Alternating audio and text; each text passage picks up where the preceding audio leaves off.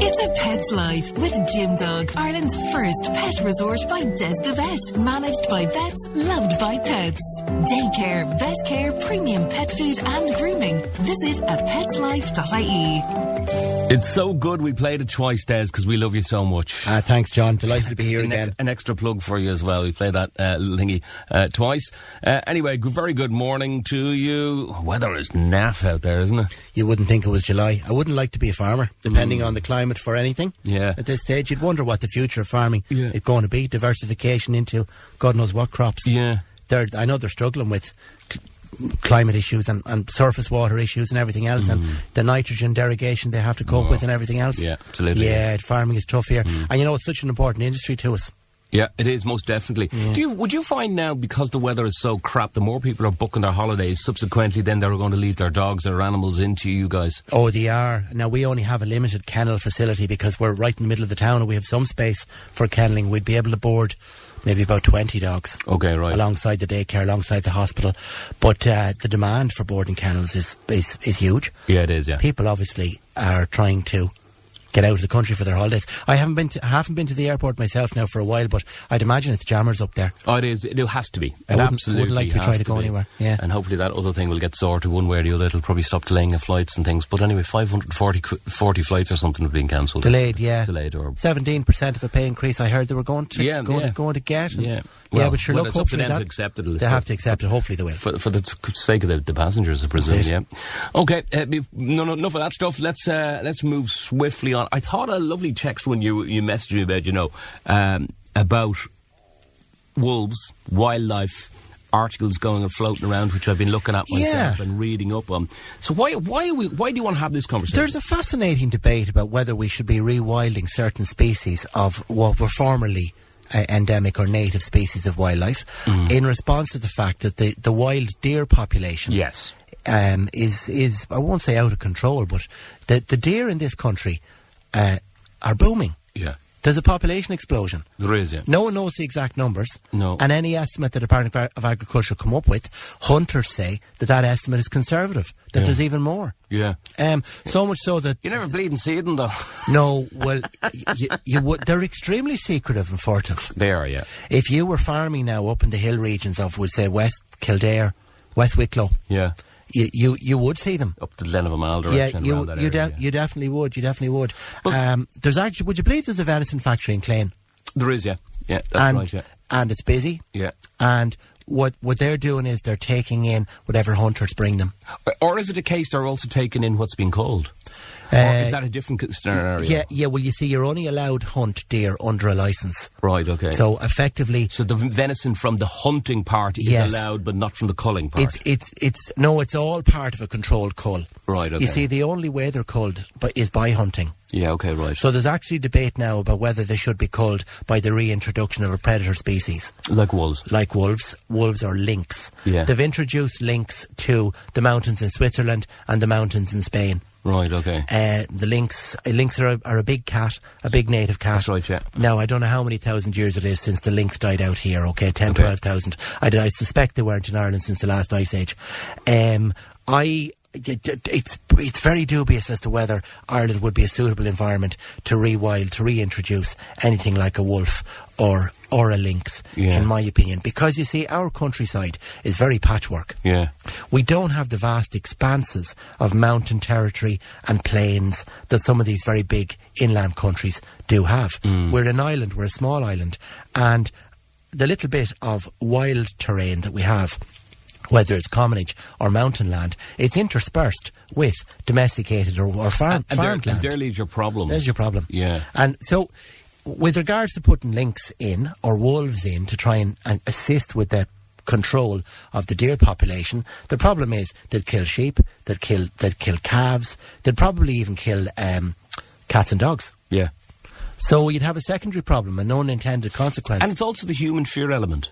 There would be a human fear element, of course there would. Yeah. Now, parallel with this conversation, you have another conversation about opening up the countryside to hikers and bikers and mountain bikers and creating a greater outdoor space for us to use, and a greater outdoor space would be useful on a tourist basis, right? And if you were to try and create a greater outdoor space and have more tracks and trails through the Commonage, through the Wicklow Mountains and all the rest of it, well, can you imagine coming upon a lynx or a wolf or God knows what while you're out for your mountain bike 6 or 8 miles, 6 or 8k from Lara or from what's the nearest town there? Down the bottom of Lara, down the bottom of the Glen of Amal, and you're out on your mountain bike a few k's into the hilltop, and you come across a wolf family. Yeah. So you'd be wondering what to do, wouldn't you? Yeah, absolutely. Would I go forwards or go backwards? Yeah, that's it. Yeah. Yeah. No, that's understandable too. I mean, they're extinct since 1700 thereabouts, are they? Yeah, they're extinct in Ireland since thereabouts that sort of time. I won't say live in memory, but there aren't pictures of native wolves in Ireland, no. But there is documented evidence of the last cull of a wolf, yeah.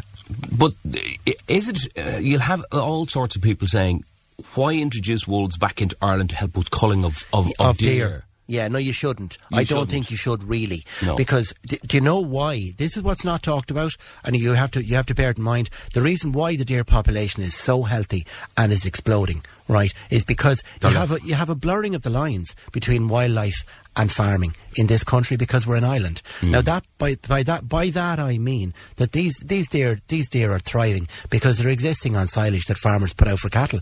Yeah, that makes sense as well. Yeah. Yeah. Absolutely. So they're being supplemented by they're a nuisance to farmers, of course. Yeah. So farmers then will bring in hunters and they'll liaise with their Department of Ag, and they'll do an estimate then as to how many they need to take out, and then there'll be a licensed cull by these hunters. And then they'll go to the venison factory, the ones that they've culled out, right? But the reason why those deer are so healthy and so strong and thriving is because they're pilfering, both in farmyards and on the fields and in the fields. So they're damaging fences, they're damaging hedges and all the rest of it. Yeah, they eat everything, yeah. Yeah, they eat everything. So the numbers of them are too high. But they're fantastic creatures to look at. They're lovely to look at. I mean, I was out for a walk in Phoenix Park. I was kind of working over that direction a couple of weeks ago back, and I had a bit of time. It was a lovely sunny evening, and went for a walk. And there was lots of families, and the families were walking. And to be fair, a lot of the deer in the park are very domesticated in a way that they will come up to you. They won't leg it. Now, the older guys might, but the younger ones are... It was very interesting to watch where there were... Now, people were arriving with their bags of bread or whatever they were giving them. I don't know. I know they make sure they're asking people not to feed them, but they do. They do. Probably, I don't know, maybe the locals know what to give them or not, what the case may be. But it was very interesting to watch them kind of not being afraid of the humans. So they're semi-domesticated. This is where you have the blurring of the lines between wild and domestic. And they're a great asset, really, on an agricultural level, because Irish venison is sought after worldwide. Yeah. Some countries, they love it, and it's a valuable, expensive meat. Yeah. I don't think there'd be any need to talk about reintroducing a so-called predator. No, I think that ship has sailed. I think it's well sailed. I don't think it's kind of on the cards at all. Okay, some questions coming in and some comments as well. Why not bring back the wolf? Why not bring back the wolf? Would be in favour, it says Rose. The positives away the negatives. I don't know about that one, but anyway, go for Des. What do you reckon? Yeah, the negatives outweigh the positives, I think. One of the negatives would be they would. They'd just go after everything as well. They would. They're an apex predator. Yeah. So they'd kill anything they could kill in order to survive. Yeah, but they introduced it into Spain as well. You see, you have vast territories of huge government-owned land on the continent. Yeah. You'd fit 6 Irelands into Spain, or maybe more. And Switzerland as well. Switzerland has a relatively small population, but you have the Alps right through Switzerland. So you don't have the same type of intensive agriculture in either rural Spain or in rural Switzerland that we have here. So there would be the biggest difficulty. And I think farmers would probably just shoot them because they'd perceive them to be too big a threat to flocks. Okay. Right, a couple of questions coming in, and let's get to them, and we'll come back. And if you have comments regarding the wolves and the idea of it, or comment about it, of course you can. 0833 97 97 97. We just thought it was an interesting... Before we move on to actually general questions, we're also talking about general wildlife. How is general wildlife, as in, what we're used to from an Irish perspective? Yeah, the Kildare Wildlife it's charity. They're a good organisation of hard-working people who specialise in the likes of these wild birds, buzzards, birds of prey, badgers, hedgehogs, you name it.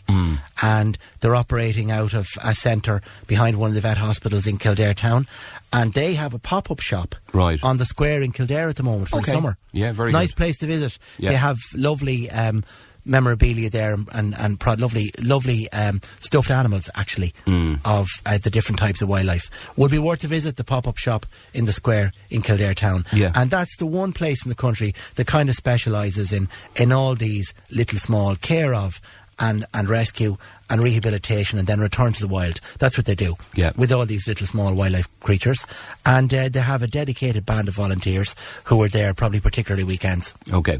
Carmel is on. She said that she wanted to know, she wanted to know, do foxes and wolves get on together, or do they don't like each other? No, they don't like each other. They'd give each other distance. They'd give each other boundaries. They'd compete for territory. They'd compete for space, and they'd give each other boundaries. They wouldn't take each other on. Right. Yeah. Foxes, luckily enough now, we don't have a so-called domestic fox population as much in Ireland as there is in the UK. Right. That's a good thing, I presume. Oh, it's a great thing. I'd say to people, please don't feed foxes. Don't ever feed them. They do a very good job of surviving by themselves without human beings. Again, they're predators. Right, they hunt other small animals, other small mammals in particular. Okay. And again, they're omnivores, so they'd even have a partially vegetarian diet. Yeah. Okay, so that's good for them in the wild. I know if you're going around some of the suburban townlands now, there's foxes are coming in from the mountains and they come down and they go anywhere as well. Don't feed them. Yeah. Don't feed them. They will. They could possibly kill domestic cats and or puppies if they're in the habit of being fed in an area. Then they would kill a small dog or a cat that was introduced into that garden. Okay, right, fair enough. Okay. My dog hasn't pooped in 2 days after having bloody diarrhoea. Vet put him on antibiotics and he still hasn't pooped since. I'm a bit worried something is wrong. He may not be eating enough to produce a formed stool yet. Yeah. And he might be just about to do the business for you and progress to the next level. So his digestive system was obviously hyperactive when he had the diarrhoea. Yeah. And now his digestive system is settling down and it's probably a bit underactive, which is okay. And the other thing is with antibiotics in animals, it takes a few days for it to kick in because it has to run its course. The antibiotics have to run their course. Yeah. Another interesting thing with antibiotics is they strip some of the native bacteria or the natural bacteria from the flora of the gut. So what's very useful 3 to 4 days into a course of antibiotics is to pop back into the vets and get a probiotic. Yeah. A probiotic could be a yogurty type product that you give orally. And it'll serve two purposes. It'll reconstitute the natural flora of the gut and it'll help restore the animal's appetite. Yeah. So a probiotic might be the way to go now.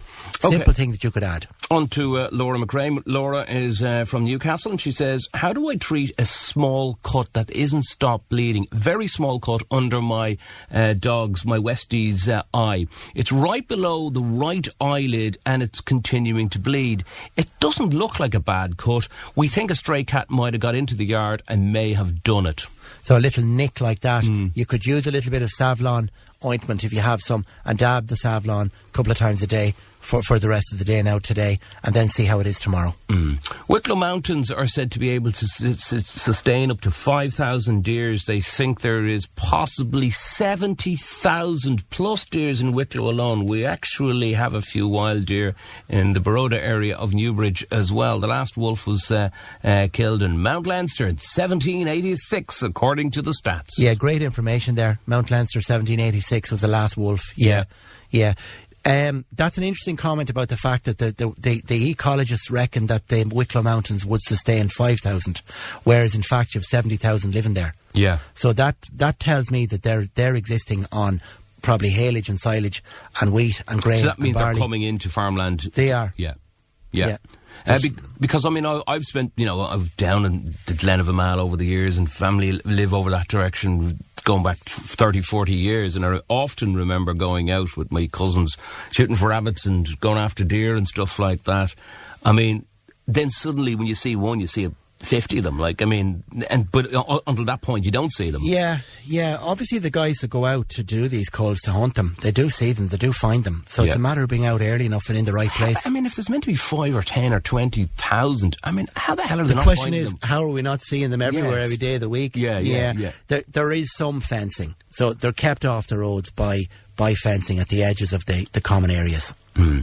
Okay, I'm sure dogs off leashes will kill more sheep than wolves would overall. Wolves tend to prefer to hunt deer than go after the little old chihuahua, says Carissa. Well, the wolf won't go after the chihuahua, but they might go after the little lamb. Yes. Yeah, that would be the It's bad thing. enough with dogs and She's right though, in the sense that dogs do more damage than wolves to sheep if they're given a chance to. Thankfully, there's less sheep worrying countrywide nowadays than they used to be. Okay, 2 people on with the same query, kind of. First of all, Catherine Leakslip. Unfortunately, deer carry TB and as such infect cattle. Then cattle will fail the herd test and animals cannot be sold, so the farmers really are being affected. They are. I believe this is happening a lot. What can be done? Yeah, well, the cattle are constantly tested for TB. The Department of Agriculture will tell you that they get the TB levels down so low that the herd is almost immune, and they're able to cut back on the testing schedule for a bit. So vets test for TB on instruction from the department. Yeah. Farmers get a notification, you have to get a test, etc. That's the way it is. A while back, the frequency of the TB test was reduced, and then TB rebounded. Yeah. Because it's endemic. It's in the badger population and it's in the deer population. Okay. And the more deer we have, unfortunately, that listener's right, the more TB we'll have. But if the deer have the TB, or are they just carrying the They're TB? carriers. And there'll be a certain amount of illness amongst the herds? Yeah, there'll be a certain amount of low-grade illness. TB is a chronic disease. It causes pneumonia and internal lesions and abscesses, and it causes illness and sickness on a kind of a very slow, long-term basis. Yeah. So it's endemic because there'd be loads of low-grade infected TB out there amongst both the wild badger and the wild deer. Good question in from Jim. He says, just curious, if there is so many deer in Ireland and so many roaming in the countryside, what happens when they naturally die? Are they just eaten or whatever, or what happens to them? Carcasses and stuff like that. To be honest, I would say they probably don't get to. They are well enough monitored and observed, and watch. People keep tabs on them nowadays. And they're removed if something they're removed when they get too old or die when they get old. So it's not left to the likes of the other animals out there, the wolves or the foxes and stuff like that, just to live off them. Okay, good one that as well. Couple more questions in. Let's just tweak back up.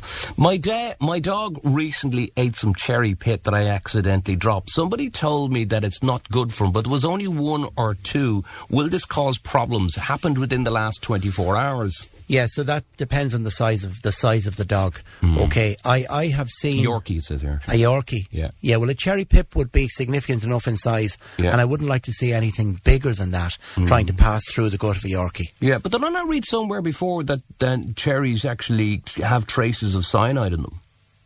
Yes, they do.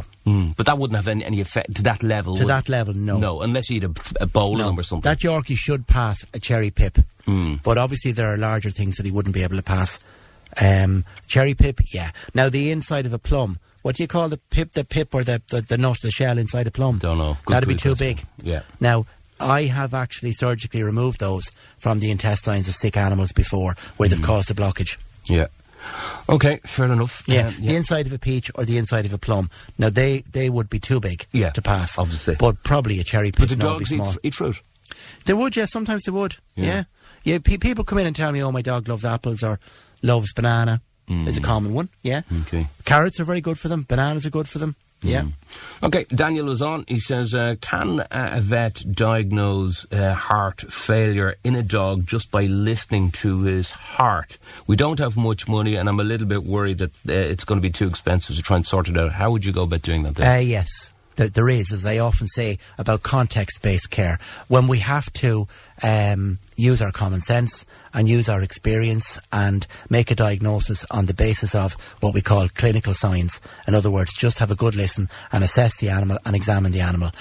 Oftentimes we're able to say to people, look, I can make a fair old estimate of a guess of a diagnosis on this. So personally, after 30 years of experience, I would be confident enough in diagnosing certain forms of heart disease just on a stethoscope. Yeah. Okay, Paula said, I live in Athy now, used to live around Island Bridge in Dublin. I used to every Sunday morning go off to feed the deer in the Phoenix Park. That was going back 20 or 30 years. Recently there again, lots of people feeding the deer, which I don't think is a great thing, even though we're told not to. Yeah, shouldn't feed them.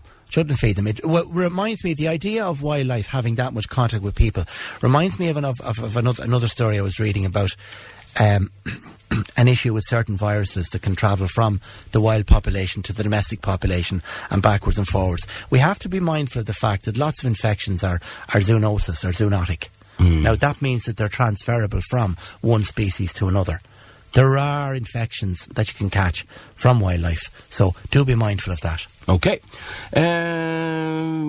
Let's have a look at this one. This is from Melanie in Lakeslip. She says, recently went for a walk with my dog off to the Blessington Lakes. He drank some of the water from the lake, now has a touch of diarrhoea. Would you think it's connected? I suppose that's the bacteria or algae, maybe. Yeah, it's definitely connected. It is the bacteria, it's the algae in the water. Unfortunately, a lot of our lakes, canals in particular, and some of our lakes, because they're static and they're not moving, they're quite static. Yeah, they're not different from a river. They're not flowing enough. They're almost static. So you will have stagnation of water and you will have bacterial infections. I see with my own dog, we bring her to the fen and she loves Pollardstown, she loves to have an old splash around. Similarly, the canal between Milltown and Rathangan, she loves to have a splash in it. Yeah. But invariably, if she has her nose in the canal for too long, she'll have a bit of diarrhoea the next day. Now, what we do is we skip a meal. Yeah. Generally speaking, that helps the gut to heal itself, and usually the diarrhoea resolves within 1 day. So if the diarrhoea doesn't resolve within about a day, then you do need to visit the vet. Okay. Just curious, go back to the wildlife thing, Des. Are there specialist vets that look after that area, like likes of badgers and the likes of whatever? Are they all kind of state vets, or what's the story? They're generally working in research. Yeah. Research or in the university setting. Okay, right. They people who have the time to do that sort of thing or devote to that, It's not really commercial. No. So it would be very much research-led or state-led. In the zoo, for instance. Yeah, absolutely. I'm just curious, would... actually, there's a question about that coming up in a minute, I see it coming through. Just curious, have people brought in wildlife animals to you guys in a box? They have, and we have limited expertise and limited knowledge in terms of being able to help. So, thankfully, we like to refer them now to the Wildlife Trust down the road. Okay, final question. Jim was just back in again. I could see him typing away. Just to mention, Jez, was very sad to hear about the 2 elephants in the zoo. Do you know exactly what happened? Yeah, I do. I followed the story closely. So, a 7-year-old and an 8-year-old young female elephants, and their names were Avanti and Ava. Ava. Yeah. They contracted a virus called EEHV, which is elephant endothelic herpes virus. Now, it affects younger elephants only, does it? Yeah, younger elephants only with a naive or an immature immune system. Now, elephant herpes virus, apparently it is endemic in the wild populations. Yeah. To a mild level, and they have antibodies, and it's harmless enough for wild elephants. Okay. But you get these select populations of naive elephants, principally in zoos or in wildlife centres, and they wouldn't have good enough antibodies to the herpes virus, and it can be fatal. Is that the reason why they tried to get the blood in from the UK? Yeah, so Chester Zoo lost 6 elephants, unfortunately, to the same virus over the last 5 years. Okay, right. And the remaining elephants within that Chester Zoo elephant population, they would have good antibodies now to the herpes virus. Okay. So they drew antibodies from the elephants in Chester Zoo, and they treated it, and they couriered it across across the Irish Sea. Right, okay. So under police escort. Brilliant. To Dublin Zoo. Okay. Does that mean that they're going to try and prevent every possible measure? They said that they're not going to have no stone unturned regarding the preventative measures for the rest of the herd. So they'll probably test the remaining elephants now for antibodies. Yeah. They probably will give them some of this live antibody plasma. Yeah. Right, antibody-infused plasma to the other elephants that are there. They'll be checking them to see do they have antibodies to the herpes virus. Yeah. Okay. Unfortunately, there's no vaccine. Right. Unfortunately, also, antiviral drugs wouldn't be great, wouldn't be very effective. And unfortunately, you have a phenomenon called a latent carrier. Yeah. So you can have an elephant within the population that, unbeknownst to them, could be a latent carrier. Okay. So this is what's known as a latent and recurring virus. Okay, sad story. It is sad. Yeah, upset. Hopefully the rest of the herd will be okay at Dublin Zoo. Good place out, by the way, Dublin Zoo to go to. Always pretty busy. Hold on, one final comment. A deer in Glendalough had recently attacked a few people. Why, says this listener?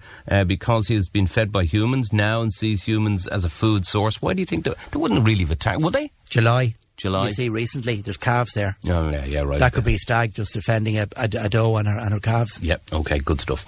Okay, that's it. Done and dusted. Thanks for that. You can check out Des's Places course and where you can check out online if you want to ask any questions or get in touch with them. Get details as usual. Here on Kildare's KFM, we'll podcast this a little bit later on this afternoon. Thanks, Des.